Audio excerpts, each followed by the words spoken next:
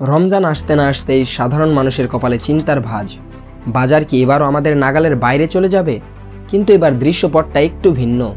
শুনলে অবাক হবেন, চিনি, তেল আর সোলার মতো নিত্য পণ্যের মজুদ এবার চাহিদার তুলনায় 40% বেশি। তবুও কেন সাধারণ মানুষের মনে এত আতঙ্ক? এরই মধ্যে সরকার এক বিশাল ঘোষণা দিয়েছে, রমজানে গরুর মাংস পাওয়া যাবে মাত্র 650 টাকায় আর প্রক্রিয়াজাতকরণ মুরগি 250 টাকায়। কিন্তু প্রশ্ন হলো, এই মাংস কি আদৌ সাধারণ মানুষের প্লেটে পৌঁছাবে, নাকি এটিও কেবল কাগজে কলমেই সীমাবদ্ধ থাকবে? আজকের ভিডিওতে আমরা শুধু নিউজ পড়ব না, নিউজের ভেতরের আসল রহস্য ফাঁস করব। কেন সরকার শুধু রমজানেই দাম কমানোর দৌড়ঝাঁপ করে? কেন বছরের বাকি 11 মাস তাদের খুঁজে পাওয়া যায় না? আর সব থেকে বড় প্রশ্ন, নির্বাচন পরবর্তী এই নতুন সরকার কি পারবে দশকের পর দশক ধরে চলা শক্তিশালী সিন্ডিকেট ভাঙতে?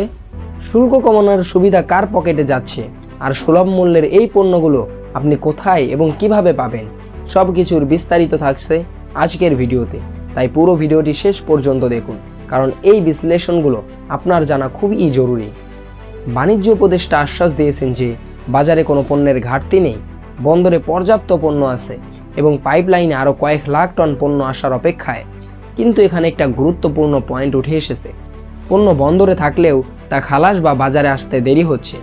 ব্যবসায়ীরা বলছেন ডলার সংকটের কথা, কিন্তু সরকার বলছে সব ব্যবস্থা করা হয়েছে।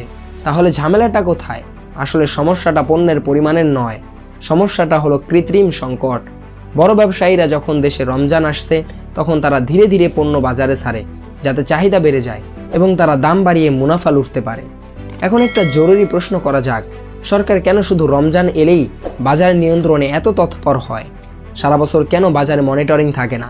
এর কারণ হলো রাজনৈতিক ইমেজ এবং ধর্মীয় আবেগ। রমজানে মানুষ ইবাদত আর পরিবারের জন্য একটু ভালো খাওয়ার চেষ্টা করে। এই সময় যদি বাজারে আগুন লাগে, তবে সরকারের ওপর মানুষের ক্ষোভ সব থেকে বেশি থাকে। কিন্তু আমার বিশ্লেষণ হলো, এই সিজনাল বা সাময়িক তদারকি আসলে সিন্ডিকেটের কিছুই করতে পারে না। সরকার যখন শুধু 1 মাস তদারকি করে, তখন সিন্ডিকেটরা কিছুদিনের জন্য গর্তে লুকিয়ে যায়। রমজান শেষ হলেই তারা আবার আগের রূপে ফেরে।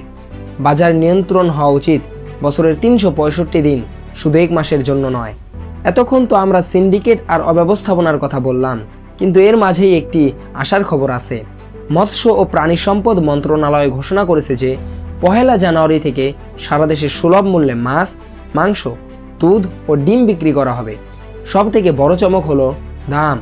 যেখানে বাজারে গরুর মাংস 800 টাকার উপরে, সেখানে সরকার নির্ধারণ করেছে মাত্র 650 টাকা।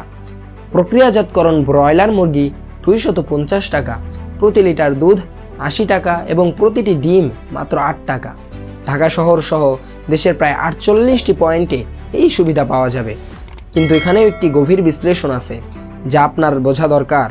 সারা দেশে মাত্র 48টি বা সীমিত কিছু পয়েন্টে এই পণ্য বিক্রি করা হবে। কোটি কোটি মানুষের এই দেশে এই সামান্য কয়েকটি পয়েন্ট কি যথেষ্ট?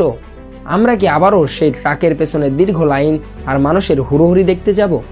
সরকারের এই উদ্যোগটি প্রশংসনীয়, কিন্তু এটি কি ওপেন মার্কেটে বা আপনার পাশের দোকানের দাম কমাতে পারবে?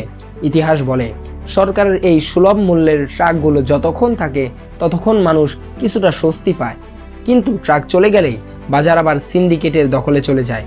প্রাণী সম্পদ উপদেষ্টা ফরিদা আখতার জানিয়েছেন, এবার বিক্রির স্থান বাড়ানো হয়েছে। আমাদের প্রশ্ন হলো, এই সুবিধা কি শুধু কার্ডধারীরা পাবে, নাকি সাধারণ মানুষও অনায়াসে কিনতে পারবে?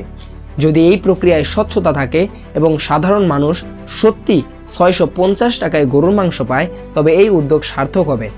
তাই আমি বলবো, সরকার যখন 650 টাকায় গরুর মাংস দিতে পারছে, তার মানে এর উৎপাদন খরচ বা পাইকারি দাম এর থেকেও কম। তাহলে কেন সাধারণ বাজারে সেটা 800 টাকা হবে? সরকারের উচিত শুধু ট্রাকে করে পণ্য না বেচে সাধারণ বাজারের দামটাও এই সীমার মধ্যে বেঁধে দেওয়া। আপনারা কি মনে করেন, ট্রাকের পেছনে লাইন দিয়ে পণ্য কেনা কি সম্মানের, নাকি বাজারের দাম কমানোটাই আসল সমাধান? এবারের রমজানটা একটু বিশেষ, কারণ দেশ এখন এক নতুন সরকারের আমলে। নির্বাচনের পর নতুন মন্ত্রিসভা দায়িত্ব নিচ্ছে।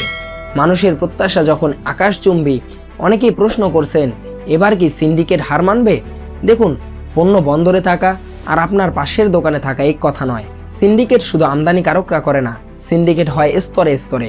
পাইকারি বাজার থেকে শুরু করে খুচরা বাজার পর্যন্ত যে অদৃশ্য চাঁদাবাজি চলে তা প্রতিটি পণ্যের দাম বাড়িয়ে দেয়।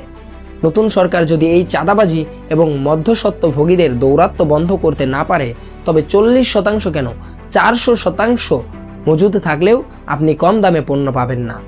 সরকারের সিদ্ধান্ত তখনই উপযুক্ত হবে যখন তারা বড় বড় ব্যবসায়ীদের ড্রয়িং রুমে বসে কথা না বলে সরাসরি বাজারে ম্যাজিস্ট্রেট পাঠানো এবং জেল জরিমানা নিশ্চিত করবে। লোক দেখানো মিটিং করে কোনোদিন সিন্ডিকেট ভাঙা সম্ভব হয়নি, আর হবেও না। তাহলে শেষ কথা কি, এবার কি রমজানে দাম কমবে? যদি সরকার শক্ত হাতে চাঁদাবাজি বন্ধ করতে পারে এবং আমদানিকারকদের গুদামে নিয়মিত অভিযান চালায়, তবেই আমরা স্বস্তি পাব। কিন্তু ইতিহাস বলে সিন্ডিকেট অনেক শক্তিশালী। আমাদের সাধারণ মানুষ হিসেবেও একটা দায়িত্ব আছে। আমরা যদি আতঙ্কিত হয়ে রমজানের শুরুতেই পুরো মাসের বাজার একসাথে করি, তবে আমরাই সিন্ডিকেটকে সুযোগ করে দেই। তাই সচেতন হন। আপনার কি মনে হয়, নতুন এই সরকার কি পারবে সিন্ডিকেটের হাত থেকে সাধারণ মানুষকে বাঁচাতে? আপনার মতামত আমাদের কমেন্টে জানান। ভিডিওটি ভালো লাগলে লাইক, শেয়ার করুন এবং সঠিক নিউজ অ্যানালাইসিস পেতে ফ্রন্ট ডেস্ক টিভি সাবস্ক্রাইব করে আমাদের সাথেই থাকুন। ধন্যবাদ।